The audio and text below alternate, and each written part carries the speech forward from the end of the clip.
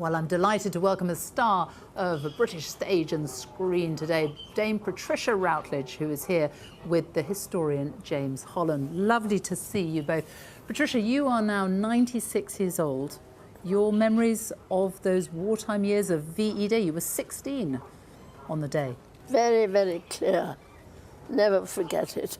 We had a very bad time with the bombing on Merseyside, partly due to the fact that the docks were at Liverpool and the great shipbuilding yard of Camel Laird's was on the Birkenhead side. And of course there was a great deal of traffic up and down the river, supplies being brought and troop ships being sent out. And the day that came on the 8th of May was really unforgettable. I remember we went to school, to the assembly in the morning, and I think we were given the day off. I hope so.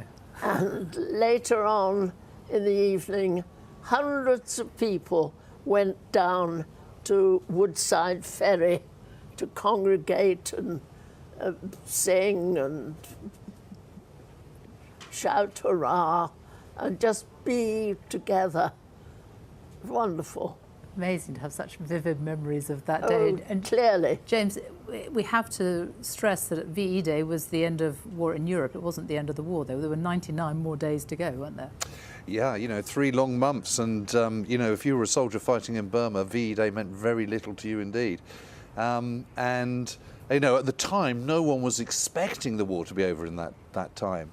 There was no atomic bomb that had been tested, and even if it had been, even if it was going to be tested in time, no one knew whether it could be delivered. No one knew whether the decision would be made to actually drop this new devastating weapon. Yes. So it was completely uncertain, and actually people were planning in the first part of May 1945. People were, Americans and allies were planning to invade Japan with casualties of up to 2 million expected. So, you know, it was with very mixed feelings, and that tone of uncertainty, of anxiety about the future still to come in the war against Japan is really clear in the speeches of both Churchill and President Truman. Patricia, there is a real theme of letters and exchanges that were made during the war. We've heard a lot of that over these commemorations. You wrote letters, didn't you, to people who were serving whilst you were at school? Well, we adopted a Norwegian minesweeper. As a school? So the school children were writing to them? And wrote to them, and wrote to their families, and sent little gifts, and knitted things for their baby children. And after the great knitting spell were oily wool sea boot stockings. And I made an enthusiastic start on this. But my dear, wonderful mother had to finish off. And this was all about keeping you children informed, about making sure you knew what was going on, wasn't it? That's right. Well, we knew what was going on to a certain extent in our own backyard. But this was to realize that we were guarded at great lengths up in the North Sea by these wonderful people. Well, we're going to... And after the war, the company from the minesweeper came to the school. How amazing. What an amazing moment that must have been. We're going to talk to you more very soon in a moment, but we're going to talk now about the role that women played throughout the war, because history has long told the story of this global conflict through the lens of generals and battles, maps and strategies.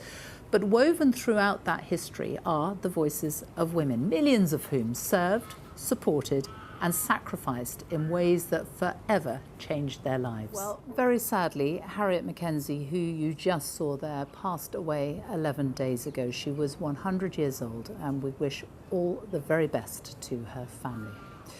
I'm joined now by Robbie Hall, who is 102, and she served in the Women's Auxiliary Air Force. Thank you so much for coming to talk to us today, Robbie.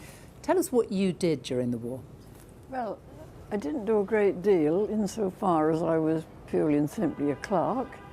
I did do a lot of secret work, and of course we had to sign the Secrets Act anyway, but yeah, I didn't do a great deal. I was engaged to be married to a young lad. We first went out together at 15 and that sort of thing, and I used to stay in most nights and write letters to him, and then I'd get my head in a book in the evening, a bit of a bookworm. And then when we got our back pay, because in those days, I don't know what they do now, they only paid you once a fortnight, and they only paid you in florins, 2 shillings. And when we got our back pay, because the extra bit they put to our credit, then we used to all, quite a gang of us, used to go down to the nearest pub, which is about a mile and a half away, and I used to have one little tiny cot. And the men used to have watered down beer, and then we'd get high on the atmosphere. There was a young Welshman there who would play the piano, and we'd all sing, you know, we're gonna run, rabbit, run, and roll out the barrel, and all that sort of thing.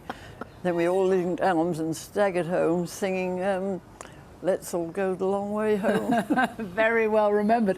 But you, I mean, you were working though. You say you didn't do very much. You were working at Bomber Command, weren't you? You were working in High Wycombe. Oh, yes. And you know, women did have a really big role during the war. It changed the lives of a lot of women. Well, yes, it's true. But I didn't do anything very glamorous or anything like that. I mean, But it wasn't the point that a lot of people didn't do things that were No, glamorous, that's but you true. were very much That's part of true. the war effort, But weren't it you? was who you were doing it for.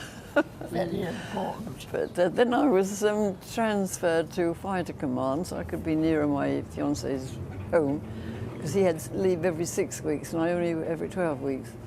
And there I was in the orderly room, and there I used to supervise, made sure that the girls did all the railway warrants and food coupons and that sort of thing. Nothing very exciting, but used to dish out the orders and things, PROs and DROs and all that sort of jazz. It was all part. It was all part of the war Yeah, effort. And yeah. Patricia, what was And your we mother? had- What was your sorry. mother doing during the war? Well, my mother was looking after my father's business. My father, who joined the Home Guard and Because he was too fire old to watched go and so on, fight. but he was too old to be called up. But he did undertake a travelling job to various factories and centres which required protective clothing for people who worked in the factories. Yeah. Yes, so that was his war effort, and also, of course, Dad's army. Dad's army. That's where it came from. Tell us how you took the golf house single-handed, Dad. It was a great story.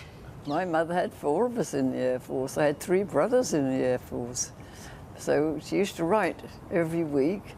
I said, "How do you manage, Mother?" And she said, "Well, I spend the afternoons writing." But yes, when I went to Martlesham Heath, we had a fighter squadron there, Spitfires and that sort of thing. And I knew 2 or 3 Battle of Britain pilots. And in fact, one of my friends in the office, she married a New Zealander, and he was a Battle of Britain pilot. He's what they call, or did call, resting in those days. And one of the lads was a lad called Bobby. He was 21. He was resting, and part of his resting was to teach a student. And one particular night, he was on night flying. So he went off with his student, and his engine cut out over Wales. And of course it was spiralling down, and he said to the student, "Bail, bail," sort of thing. But the lad was so frightened, nervous, he took a long while to unbuckle himself. And he landed it all right, but he was injured. But Bobby was killed, just like that. He went straight into the side of a Welsh mountain, and yet he'd come all through the Battle of Britain and that sort of thing. I met his parents. They took me down. My friend who married the New Zealander took me down to meet his parents and that sort of thing. Well, And also, the bridegroom's best man at the wedding was Jeff Handley Page. Now, Handley Page means nothing to young people, but they were actually aircraft manufacturers. amazing. And he was one who crashed and his plane flew into fire. And he was so badly, but his hands were like that, he's all scarred on his face. Well, this He's is a what lovely man, but he didn't mind being photographed. That was during the latter part of the war. Well, this is Just after VE Day. a lot of what today is about is the service of Thanksgiving, isn't it? And it is all about remembering people who you were talking about, the people who did not come home, the people who were injured, and of course the people who served. You talked about letters as well, both of you, and during the service we're going to be hearing testimony from veterans, letters sent during the war and words written about children's wartime experience as well. Anita is one of those who are taking part today.